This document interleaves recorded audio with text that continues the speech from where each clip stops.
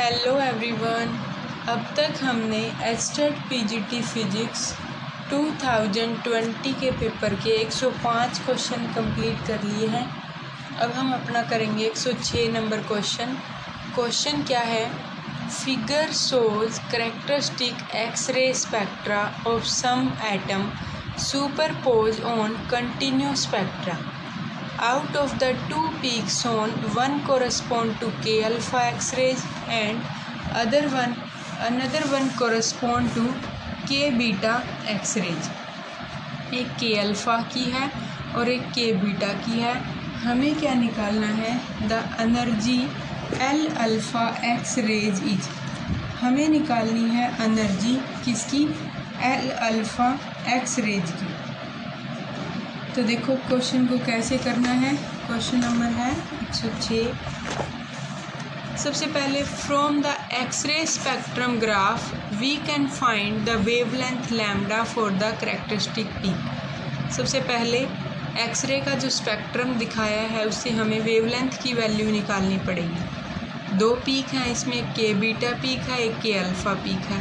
ये के alpha peak के बीटा, जहाँ पर हमारे पास लैम्डा कम है, शॉर्टर वेवलेंथ है, वहाँ एनर्जी ज़्यादा होगी, लैम्डा बीटा 1 एंगस्ट्रॉम। जहाँ एनर्जी क्या है हमारी? लॉन्गर वेवलेंथ लोअर एनर्जी, तो लैम्डा अल्फ़ा कितना है? 2 एंगस्ट्रॉम। एनर्जी है Hc बाय लैम्डा। Hc की वैल्यू कैलकुलेट कर ली, वो आई 12.4 kilo electron volt angstrom. Energy निकालेंगे के बीटा एक्सरेज की, वो आ जाएगी 12.4 किलो इलेक्ट्रॉन वोल्ट बाय उसकी लैम्डा 1 एंगस्ट्रॉम, तो 12.4 किलो इलेक्ट्रॉन वोल्ट। फिर एनर्जी निकालेंगे दूसरे अल्फ़ा पार्टिकल की, तो वो आ जाएगी 12.4 by 2 angstrom 6.2 kilo electron volt. Find the energy of the L alpha X rays. L alpha X rays की एनर्जी हमें निकालनी है। के अल्फ़ा ट्रांजिशन कैसे होगा? अल्फ़ा जैसे सेल्स होती है ना कि एल है, के है, एल है, एम है, आगे एन है, तो जब एल से के तक की ट्रांजिशन होगी तो उसको बोलते हैं अल्फ़ा ट्रांजिशन। तो ई ऑफ के अल्फ़ा जो कि है ई एल माइनस ई के। बीटा ट्रांजिशन जब एम से के तक की, ये के है, ये एल है, ये है एम, तो जब एल से के तक की हुई तो वो क्या है? के अल्फ़ा। जब एम से के तक की ट्रांजिशन हुई तो वो है के बीटा, तो वो है ई एम माइनस के ई के। अब हमें देखनी है L alpha transition. L alpha transition है ये वाली, एम से एल तक वाली। तो एम से एल तक की ट्रांजिशन जो है वो है ई अल्फ़ा, तो वो है E M minus E L. तो हम E M minus E L निकालने के लिए क्या करेंगे? सब्ट्रैक्ट कर देंगे के अल्फ़ा को फ्रॉम के बीटा से, तो वो क्या देगा हमें? From E of K beta minus E of K alpha is equal to E M minus E K minus E L minus E K, E M minus E L जो कि है ई ऑफ एल अल्फ़ा, और E of L alpha is equal to 12.4 kilo electron volt minus 6.2 kilo electron volt, तो ये हमारे पास आ जाएगा 6.2 किलो इलेक्ट्रॉन वोल्ट। नेक्स्ट है क्वेश्चन नंबर 107, जो कि क्या है?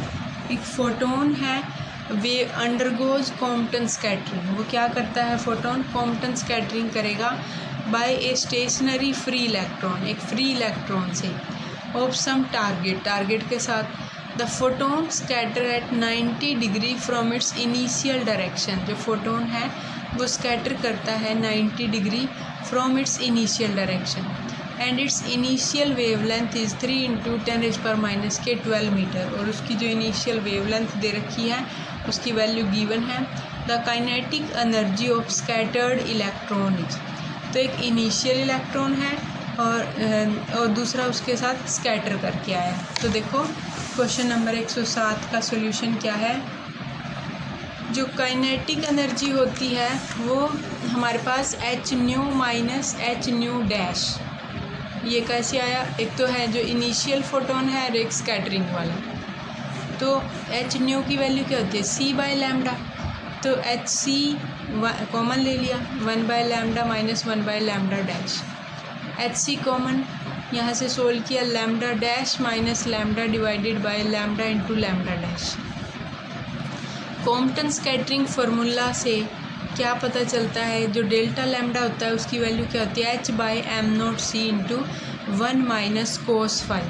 डेल्टा लैम्डा क्या होता है, लैम्डा डैश माइनस लैम्डा। तो फिर कैसे लिख सकते हैं फॉर्मूले को, L lambda dash equal to lambda plus h/m0c 1 minus cos phi.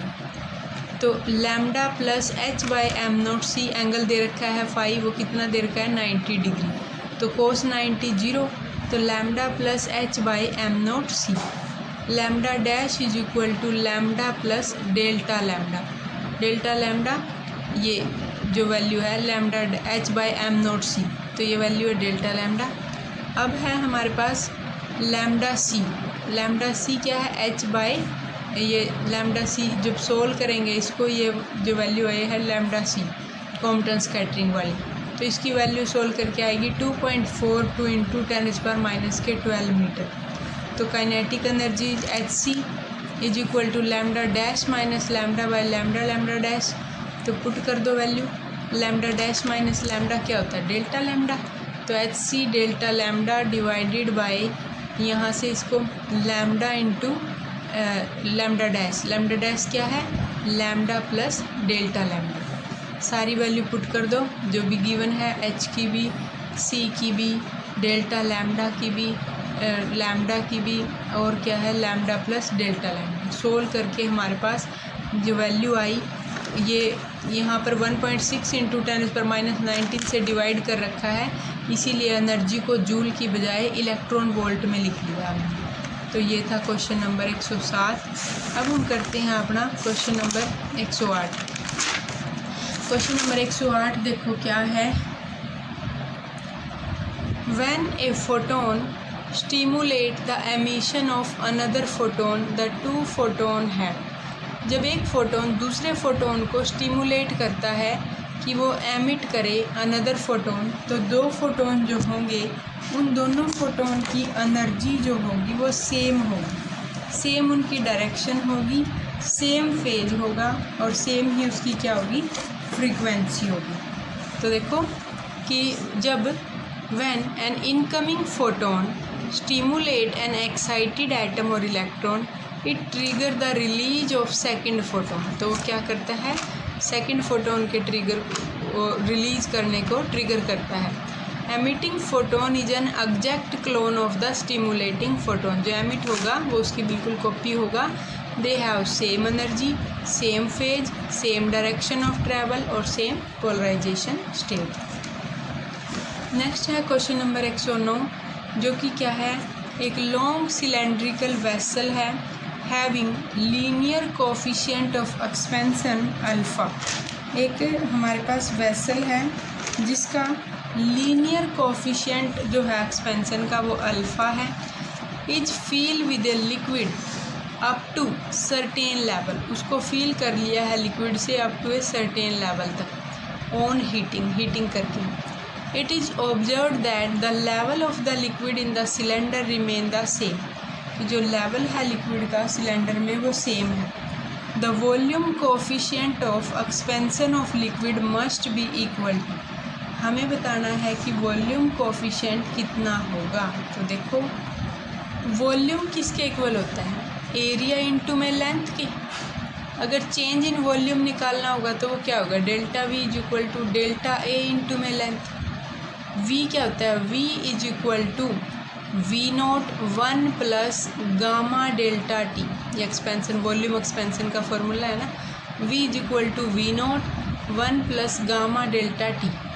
V is equal to V0 plus V0 gamma delta T. तो V माइनस के V0 क्या हो गया, डेल्टा V, और divide by V0 is equal to gamma delta T. तो अब देखो, और ये तो है वॉल्यूम एक्सपेंशन से इक्वेशन नंबर 1। एरिया एक्सपेंशन से देखो क्या होगा, A is equal to A0 1 plus beta delta T. तो डेल्टा A यानी A माइनस के A0, तो वो किसके A0 से अंदर मल्टीप्लाई करेंगे, इधर लेके आएंगे। तो delta A is equal to A0 beta delta T. ये हो गया हमारे पास। अब डेल्टा A बाय A0 करके इसको सेकंड इक्वेशन बना लेंगे। अब देखो यहाँ से V gamma delta T is equal to, यहाँ हम पुट कर लेंगे ना, यहाँ से देखो delta V by V naught is equal to gamma delta T, और यहाँ हमारे पास क्या delta A is equal to A naught beta delta T. हमें एक रिलेशन पता है कि वी क्या है ए एल, और डेल्टा वी क्या है डेल्टा ए इंटू एल। इसमें पुट कर देंगे डेल्टा ए की वैल्यू, तो पुट करो। अब क्या आएगा हमारे पास v इंटू में gamma delta T is equal to A note beta delta T into में लेंथ। तो v note gamma delta T is equal to, समझ आया आपको ये v गामा डेल्टा टी, ये है हमारे पास डेल्टा v। तो डेल्टा v की वैल्यू अगर आप निकालोगे तो ये आएगी ना v note into gamma delta T, तो ये है v note into gamma delta T, तो ये है v नोट आ जाएगा यहाँ पे। हाँ, v note gamma delta T is equal to A note beta delta T into में लेंथ। तो v note gamma delta T is equal to A not लिख लो इसको भी, A note beta delta T into में length. तो v gamma delta T is equal to v beta delta T, इसको v not लिख लो या फिर v लिख लो, बात वही है। v नोट इधर से एरिया इंटू में लेंथ क्या v नोट ही है, v नोट से v नोट कैंसिल, तो gamma delta T is equal to beta delta T, delta T cancel, gamma is equal to beta, यहाँ से आ गया गामा बीटा इक्वल। और बीटा किसके इक्वल है 2 अल्फ़ा के, तो गामा किसके इक्वल है बीटा के, बीटा इक्वल टू 2 अल्फ़ा, तो रिलेशन से आ गया अल्फ़ा बीटा और गामा में रिलेशन आ गया alpha by 1 equal to beta by 2 is equal to gamma by 3। तो यही पूछा था कि इनका क्या रिलेशन है, तो alpha by 1 equal to beta by 2 और गामा बाय 3। नेक्स्ट है मेरे पास क्वेश्चन नंबर है 110 नंबर क्वेश्चन नंबर 110 है हमारे पास। An observer stand between two sound sources, source A is moving away from the observer and source B is moving toward the observer। एक observer है वो खड़ा है दो साउंड सोर्स के बीच, सोर्स A मूव करता है away from the observer, source B क्या है moving toward the observer. Both the source emit sound of same frequency, दोनों सोर्स क्या करते हैं साउंड को एमिट करेंगे जिनकी फ्रीक्वेंसी क्या है सेम है। If both source are moving with a speed v sound by 2, अगर दोनों सोर्स कितने से मूव करें v साउंड बाय 2 वेलोसिटी के साथ मूव करें, the ratio of the frequency detected by the observer is, तो जो फ्रीक्वेंसी डिटेक्ट होगी ऑब्जर्वर को तो वो कितनी होगी। देखो सबसे पहले देखो क्या है ऑब्जर्वर क्या है स्टैंड है, मतलब वो रेस्ट पर है। तो 110 नंबर क्वेश्चन है, ऑब्जर्वर जो है स्टार्टिंग में वो स्टेशनरी है, वी नोट क्या है 0 है। सोर्स जो है फर्स्ट वाला वो मूव कर रहा है away from the observer with speed V S is equal to V by 2। जो सोर्स ए है वो moving away from the observer कितनी स्पीड से v बाई 2 से। सोर्स b जो है moving toward the observer with speed v by 2, source b हमारा observer की तरफ जा रहा है कितनी स्पीड से v बाई 2 से। Original frequency emitted by both source, जो ओरिजिनल फ्रीक्वेंसी एमिट होगी दोनों सोर्स से वो कितनी होगी मान लो f। और स्पीड ऑफ साउंड क्या है v होती है। अब डॉपलर इफेक्ट का फॉर्मूला लगाते हैं। Observed frequency f dash is equal to f into v plus minus v naught divide by v minus plus V S. f dash is equal to f v plus minus v naught divide by v minus plus V S. तो अब जब source a moving away, दो फॉर्मूले हैं ना, एक बारी source moving toward है और जब सोर्स मूविंग अवे है, तो for source A moving away के लिए F A is equal to F into V by V plus V S. Initial तो 0 ही थी, वी एस क्या है v बाई 2 है, तो F A is equal to F V by V plus V by 2। तो F V by इसको solve करके आ गया 3v बाई 2 और ये आ गया 2 by 3 F. For source B जो कि क्या है टुवार्ड मूव कर रहा है, F B is equal to F V by V minus के वी एस क्या है वी बाई 2 है, तो F B is equal to F V by V minus V S की जगह V by 2, F V by 2, तो ये आ गया 2f। तो रेशियो देखो एफ ए की और एफ बी की, ये है 2/3f, ये है 2f, रेशियो लेके ये आ गया हमारा F A by F B आ गया 1/3। तो क्वेश्चन 110 का क्या आंसर है 1/3। तो ratio of the frequency detected by the observer is 1/3। Next question है 111 नंबर क्वेश्चन, जो कि क्या है a ray of light is incident at an angle of 60 degree on one face of a prism angle 30 degree। एक रे of light है, वो incident करते हैं उसको कितने एंगल पर 60 डिग्री पर at one face of a prism angle 30 degree, the ray emerging out of the prism make an angle of 30 degree. जब रे अमर्ज आउट होती है प्रिज्म से तो एंगल बनाती है 30 डिग्री, किसके साथ इंसिडेंट रे के साथ। The emergent ray is perpendicular to the face through which it emerge. जो अमर्जेंट रे है वो क्या है परपेंडिकुलर है फेस के जहाँ से वो निकलती है। The refractive index of the material of prism is. जो रिफ्रैक्टिव इंडेक्स है किसका मटेरियल ऑफ प्रिज्म का वो कितना है, तो देखो कितना है। इसको हम दो तरीके से कर सकते हैं, एक तो ये है कि angle of incidence 60 degree, prism का एंगल है 30 डिग्री, एंगल ऑफ डेविएशन कितना दे रखा है 30 डिग्री। एंगल ऑफ डेविएशन यानी कि एंगल बिटवीन दी अमर्जेंट रे एंड इंसिडेंट रे। अमर्जेंट रे का बिहेवियर चेक करते हैं, वो क्या है परपेंडिकुलर होगा सेकंड फेस के, यानी कि angle of emergence 0 degree, and internal angle of refraction at second face पर वो भी क्या है 0 डिग्री। अब first angle of refraction R1 वो क्या होता है R1 प्लस R2, ए क्या है 30 डिग्री, R1 प्लस R2 क्या है 0 डिग्री, R1 की वैल्यू आ गई 30 डिग्री। रिफ्रैक्टिव इंडेक्स म्यू कैसे निकालते हैं, apply Snell's law at the first surface of the prism mu sine I by sine R1, तो I is equal to 60 degree and R1 क्या है 30 डिग्री, तो म्यू आ गया साइन 60 बाई साइन 30 √3/2 1/2, तो √3 इसका रेशियो आ गया। या फिर इसको ऐसे कर लो, देखो क्वेश्चन नंबर है मेरा 111 क्वेश्चन है। तो देखो इसको कैसे करेंगे, पहले इसको बना लेंगे कि ये क्या है एंगल ऑफ इंसिडेंट है, यहाँ पर रिफ्लेक्शन है, यहाँ डेविएशन हुआ, ये इमरजेंट का एंगल है, ये नॉर्मल फर्स्ट के लिए है, ये नॉर्मल सेकंड के लिए है।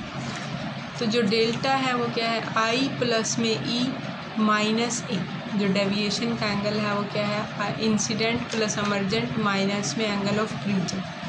एंगल ए क्या है angle R1 plus angle R2, delta क्या है 30 degree.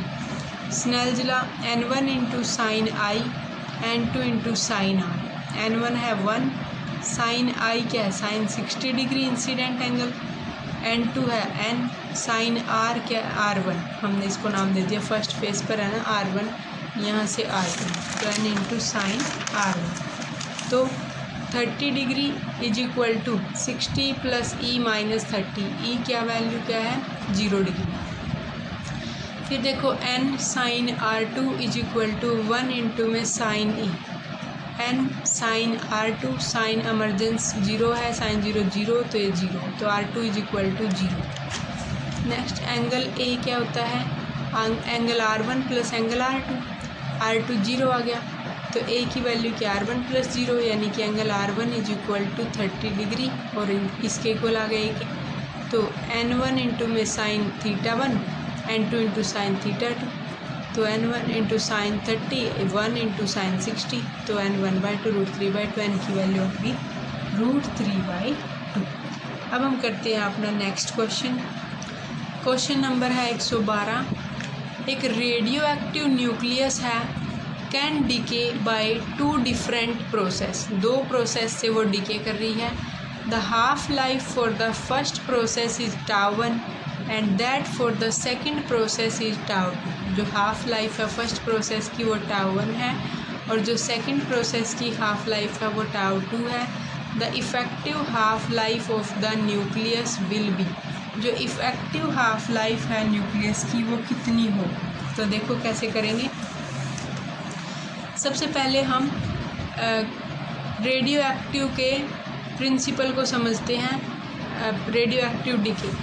When a radioactive nucleus decay simultaneously via 2 different independent pathway, तो it's total decay constant lambda effective is the sum of individual decay constant. Lambda effective equal to lambda 1 plus lambda 2। तो ये है हमारा radio active decay कि अगर effective constant निकालना हो तो वो लैम्डा 1 प्लस लैम्डा 2। अब डिके को रिलेट करेंगे हाफ लाइफ के साथ। जो रिलेशनशिप है between decay constant and it's half life T half is given by lambda logarithm of 2 by T half. Lambda effective log of 2 by t effective where t effective is the effective half life। lambda 1 logarithm of 2 by tau 1, lambda 2 logarithm of 2 by tau 2। logarithm of 2 divide by tau effective is equal to log of 2 by tau 1 plus log of 2 by tau 2। 1 by tau effective is equal to 1 by tau 1 plus 1 by tau। तो ये क्या है tau effective। तो 1 by tau effective is equal to tau 2 plus tau 1 divide by tau 1 tau 2। tau effective is equal to tau 1 tau 2 by tau 1 plus tau 2। तो ये था हमारा 113।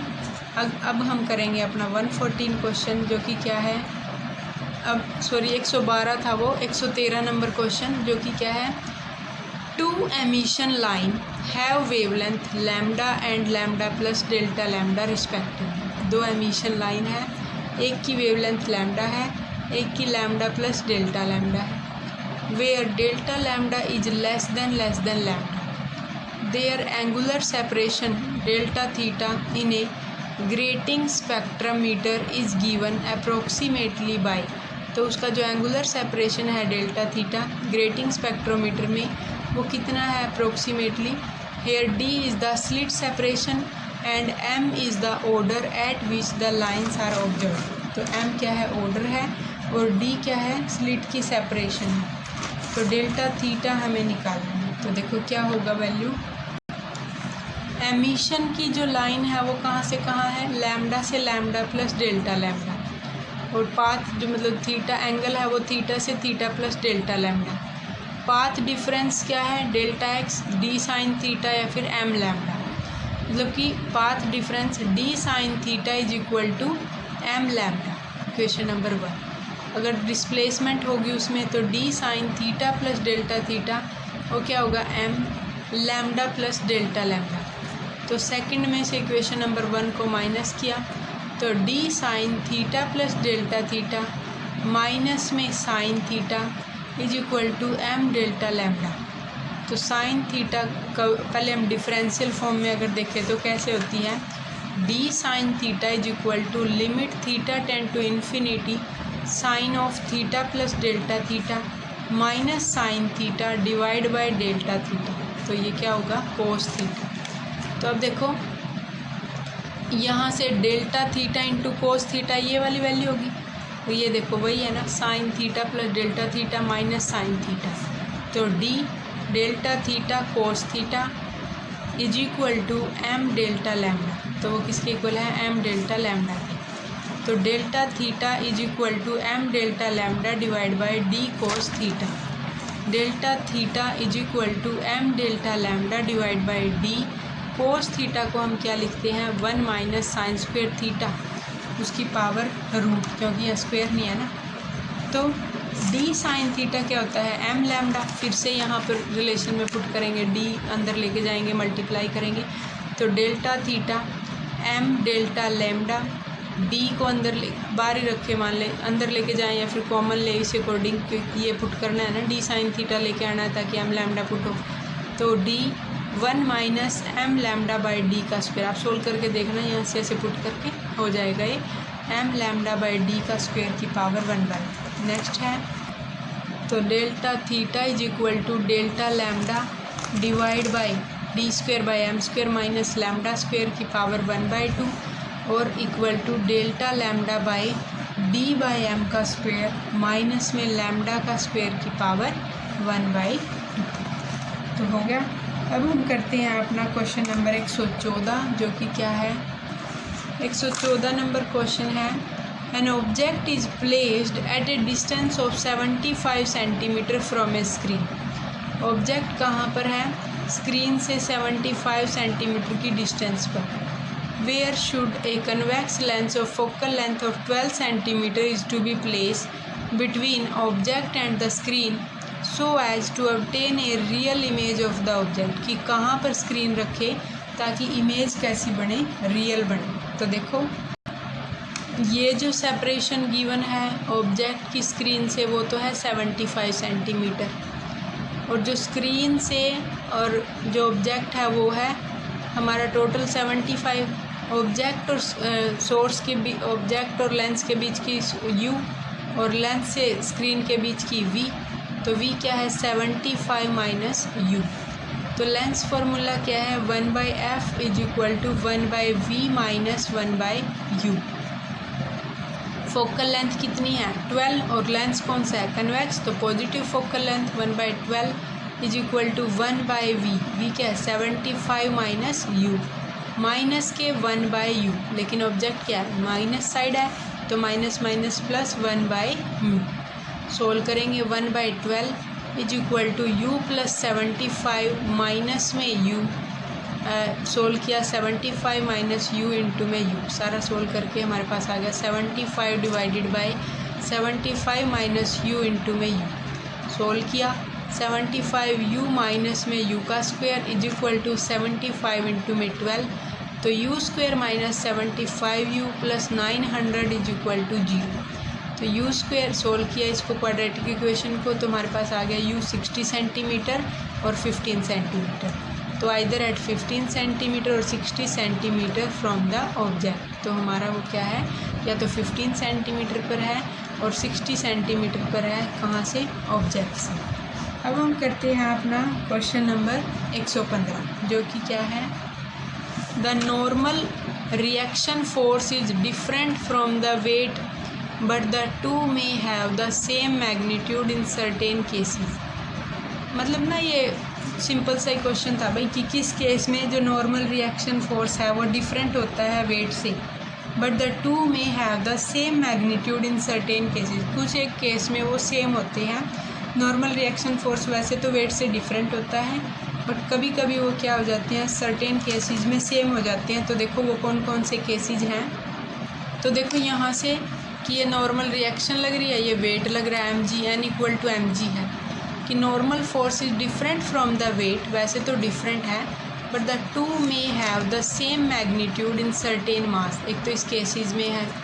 दूसरा जैसे कि ये है, मान लो n और इस पे स्लाइडिंग पे लगा रहा है mg कोस थीटा, तो वही कोस जब हमारा 90 हो गया मान लो, तो n इक्वल टू mg, वही वाला केस है।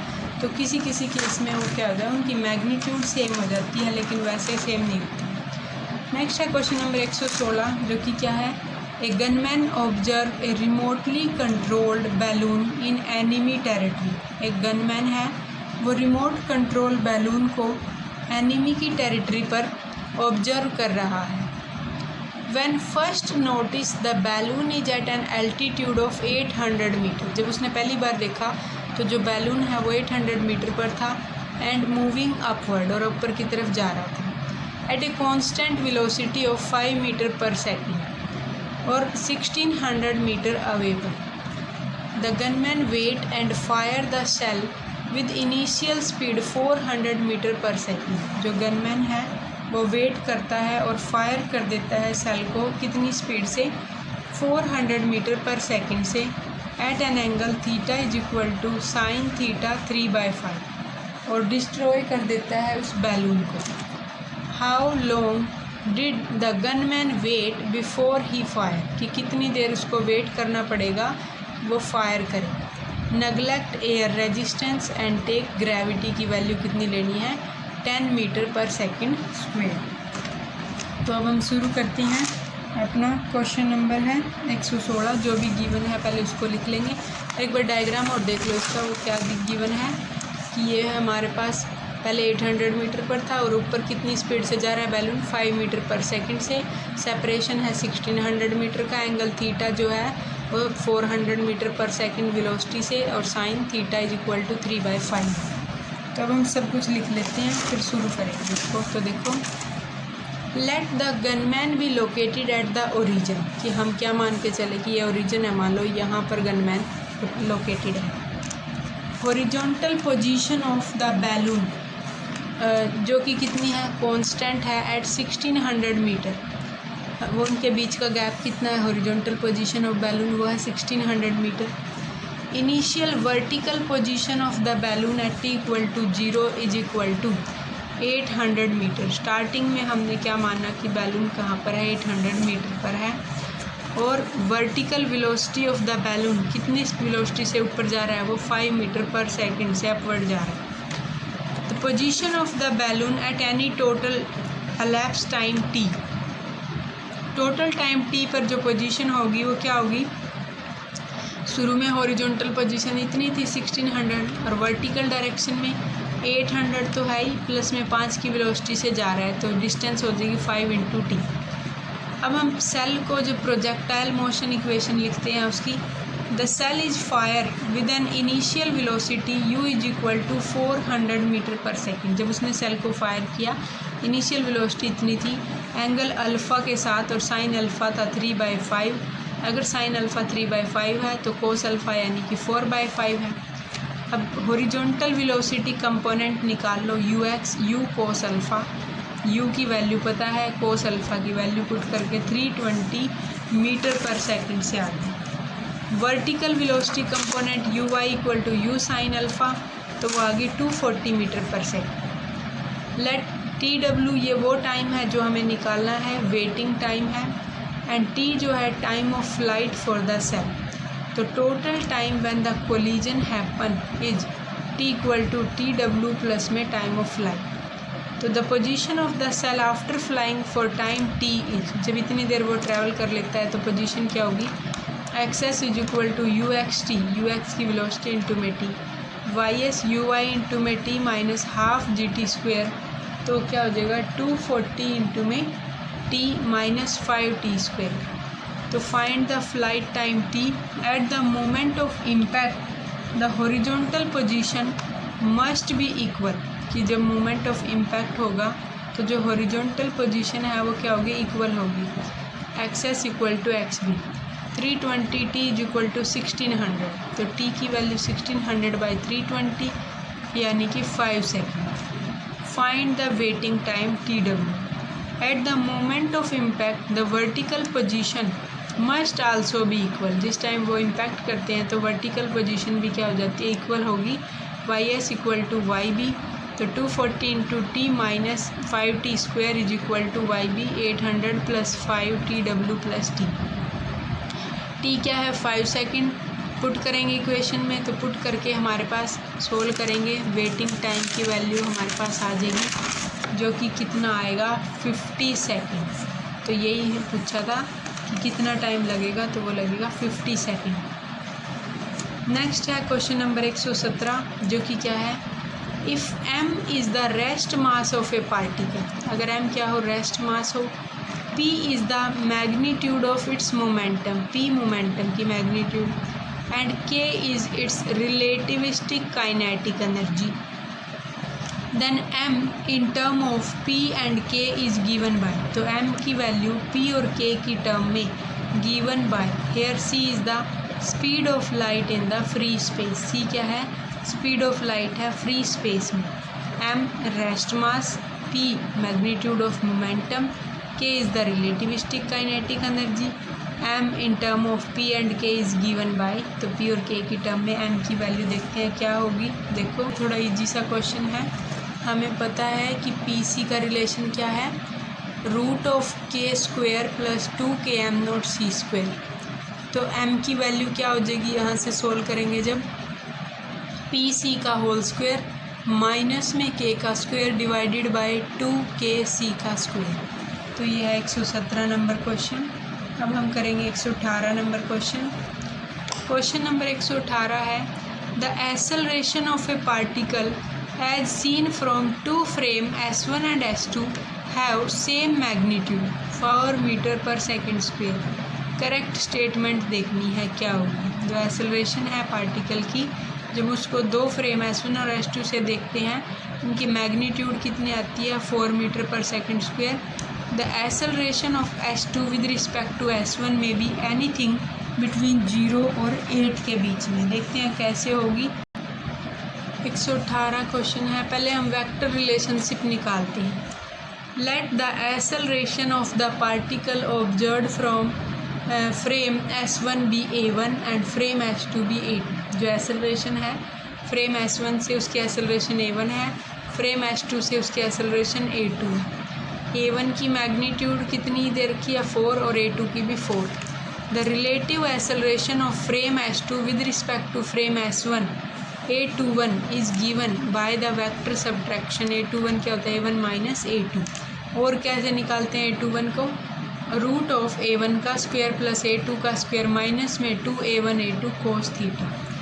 By vector property the magnitude of the difference between two vector always lies between their minimum and maximum possible value। कि वेक्टर प्रॉपर्टी से जो मैग्नीट्यूड होती है difference between two vector always lie between their minimum and maximum possible value. यानी कि A21 जो है वो मिनिमम वैल्यू और मैक्सिमम वैल्यू के बीच में लाई करता है, A1 माइनस A2 और A1 plus A2। Put the value of A1 and A2। तो मिनिमम वैल्यू जब थीटा क्या हो 0 डिग्री हो, यानी कि 4 माइनस 4 0। मैक्सिमम वैल्यू थीटा कितना 180 डिग्री, तो 4 प्लस 4 यानी कि 8 मीटर पर सेकेंड स्क्वायर। तो देयरफॉर जो रिलेटिव और ये एक्सेलरेशन है can be any value between 0 and 8 metre per second square depending entirely on the directional orientation of the two frame. अब हम करते हैं अपना 119 नंबर क्वेश्चन, जो कि क्या है इन 119 नंबर क्वेश्चन है in common collector mode of a transistor the emitter current is 6 milli ampere and the base current is 60 micro ampere. Value of the parameter alpha beta and gamma is. Common collector mode है transistor का, emitter current 6 है, base current 60, value of parameter alpha beta and gamma is. तो देखो कैसे करेंगे इसको 119 को। Alpha क्या होता है करंट गेन होता है जब हमारा कॉमन क्या होता है बेस। तो कॉमन बेस में क्या होगा IC by IE, current collector का, करंट एमीटर का। जो टोटल करंट होता है ना IC वो किसके इक्वल होता है एमीटर करंट जो होता है वो किसके इक्वल होता है IC प्लस IB के। तो IC की वैल्यू क्या होगी IE minus IB divide by IE। IE की वैल्यू 6 है, IB की वैल्यू 0.06 डिवाइड बाई 6, तो अल्फ़ा आ गया 0.99। बीटा जो होता है बीटा तब होता है जब कॉमन हमारा क्या हो एमीटर हो। कॉमन अगर एमीटर है तो collector current divide by base current, collector current की value divide by base current की 99। अब है गामा हमारा जब क्या कॉमन हो कलेक्टर, तो emitter current divide by base current, तो 6 डिवाइड बाय 0.06, तो वैल्यू हमारी कितनी होगी 100। तो अल्फ़ा बीटा गामा आगे एक है अप्रोक्सीमेटली 1, एक 99 और एक क्या है 100। तो ये है हमारा 119 क्वेश्चन। अब हम करते हैं अपना क्वेश्चन नंबर 120। 120 क्वेश्चन क्या है the density inside a solid sphere of radius a is given by rho is equal to rho note a by r। जो डेंसिटी है एक सॉलिड स्फीयर के अंदर जिसकी रेडियस a है वो गिवन होती है rho is equal to rho note a by r से, where rho not is density at the surface. Rho not क्या है डेंसिटी है कहाँ पर सरफेस पर, and R denote the distance from the centre, और आर क्या है डिस्टेंस है सेंटर से। The gravitational field due to the sphere at a distance 2a from its centre will be. Gravitational field की वैल्यू इस sphere की वजह से at a distance 2a from its center will be density inside a solid sphere of radius a is given by rho equal to rho naught a by r. rho naught है density at the surface, r क्या है distance from the centre. तो gravitational field due to this sphere at a distance 2a from its centre will be. तो gravitational field की value देखो कितनी होगी. सबसे पहले हम ये देखते हैं इनसाइड रेडियस a है, डेंसिटी है रो. यहाँ पर निकालनी है जहाँ पर 2a रेडियस हो वहाँ पर डेंसिटी निकालनी है. Rho is equal to rho not a by R. Density क्या होती है rho not a by R. और energy G M by R square. Mass का फॉर्मूला क्या होता है density into volume rho into D V. Sphere के लिए देखते हैं मास, तो पहले पुट करेंगे लिमिट रो इंटू में डी वी क्या है वॉल्यूम. आर मतलब कंपोनेंट में स्फेरिकल कंपोनेंट पुट कर दिया are square sine theta d phi d r. जब इसको सोल्व करेंगे, सोल्व करके सारे को 4 पाई आ जाएगा इसको सोल्व करके, और ये आर स्क्वेयर रहेगा. तो 4 पाई लिमिट रहेगी 0 टू a आर स्क्वेयर, और रो की वैल्यू पुट कर दो. रो की value rho not a by R. तो rho not a by R into में डी आर. आर से आर कैंसिल, तो 4 pi rho not a 0 to a R into D R. 4 pi rho not a into A R है ना, are का square by 2 होएगा यानी कि a का स्क्वायर बाई 2. तो 4 pi rho not a into A square by 2. तो solve करके वैल्यू आ गई 2 पाई रो नॉट a का क्यूब. तो e क्या होता है G M by R square. तो जी एम की वैल्यू है 2 पाई रो नॉट a का क्यूब डिवाइडेड बाय क्या है आर स्क्वायर. आर की वैल्यू कितनी है यहाँ पर 2a का स्क्वायर. सोल्व करके आ गया जी पाई rho not a by 2.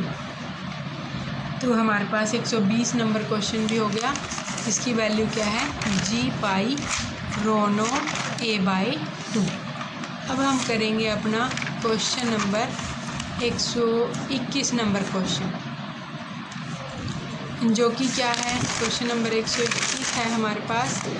The mass of the liquid flow per second per unit area of cross section of the tube is proportional to p की पावर x and v की power y, where p is the pressure difference, v is the velocity.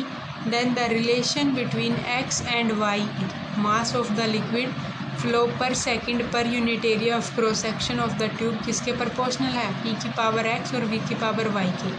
p pressure difference, v velocity. तो relation between x and y is, तो देखो किसके proportional है pressure के और velocity के. तो प्रेशर की पावर x और वेलोसिटी की पावर y. तो प्रेशर की पावर x के प्रोपोर्शनल था. प्रेशर को लिख लिया पहले न्यूटन पर metre square, kilogram metre per second square metre square. यहाँ से आ गया केजी मीटर सेकंड स्क्वायर की पावर x बाय जो वेलोसिटी है वेलोसिटी मीटर पर सेकंड का y. यहाँ से सोल्व किया इसको, इधर से इसकी लिमिट सोल्व करी तो x की वैल्यू 1 आ गई, y की पावर -1. तो ये आ गई m1l-2 t की पावर -1. अब हम करते हैं 122 नंबर क्वेश्चन. एक यूनिफॉर्म डिस्क है जिसका मास है m, रेडियस है r, has an additional rim of mass m and 4 symmetrically placed point mass each of m/4 fixed at position r/2 from the center as shown in figure. The total moment of inertia of the system about an axis perpendicular to the plane of disk through its center is. क्या है एक disc है, mass m है, radius r है, additional rim है, mass m, 4 symmetrically placed point है m/4, fixed है वो पोजीशन r/2 पर फ्रॉम द सेंटर. तो टोटल मोमेंट ऑफ इनर्शिया बतानी है about an axis perpendicular to the plane of disc through its centre. तो देखो 122 क्वेश्चन. ये है हमारे यूनिफॉर्म डिस्क, ये है अंदर, उसके अंदर जो एडिशनल रिम है जिसके मास गिवन है m/4. अब देखो क्या करेंगे, ये ऐसे बना दिया मैंने इसको, यहाँ पर इसके अंदर रिम है. तो जो मोमेंट ऑफ इनर्शिया टोटल है वो किसकी वजह से है, डिस्क की वजह से भी है और रिम की वजह से भी है. I of disc I of rim. Plus में इसके अंदर पॉइंट मास रखे हुए हैं 4, तो 4 उनकी moment of inertia point mass. Disc का मोमेंट ऑफ इनर्शिया कितना होता है mr²/2, प्लस में उसके अंदर रिम है mr² प्लस में 4, 4 मास हैं सबका m/4 m/4 और r/2 का स्क्वायर। तो डिस्क और ये क्या है रिम है, तो टोटल आ जाएगा सोल्व करके 7/4 mr²। तो ये था हमारा 122 नंबर क्वेश्चन। अब करेंगे 123 क्वेश्चन, जो कि क्या है, ये मेटालिक रिंग है, रेडियस a है, रेजिस्टेंस r है, held fix along a spatially uniform magnetic field whose magnitude is b0 sin ωt। Metallic ring, radius a, resistance r, fix है वो, स्पेशली यूनिफॉर्म मैग्नेटिक फील्ड जिसकी magnitude कितनी है b0 sin ωt। Neglect gravity क्या है, b यहाँ radius r की है वो कैविटी, और b क्या है b0 sin ωt। करंट क्या होता है v/r, EMF क्या होती है d∅/dt, तो d/dt ऑफ फाई किसका πr², एरिया इंटू में मैग्नेटिक फील्ड, तो b0 sin ωt इंटू में एरिया क्या है πr का स्क्वायर πa का स्क्वायर, तो b0 ओमेगा इसको डेरिवेटिव करके cos ωt इंटू में πa²। तो FB किसके इक्वल होता है मैग्नेटिक फोर्स IBLV, जब एक वायर से करंट लेते हैं तो ILV होता है ना, तो F/L निकालना है फोर्स पर यूनिट लेंथ, तो क्या हो जाएगा IB, पुट कर दो value b0 omega cos ωt into πa² divided by r into b0 sin ωt। Solve करेंगे इसको, सोल्व करके हमारे पास क्या आ जाएगा, यहाँ से 2θ का फॉर्मूला हो जाएगा sin 2θ का FB/L।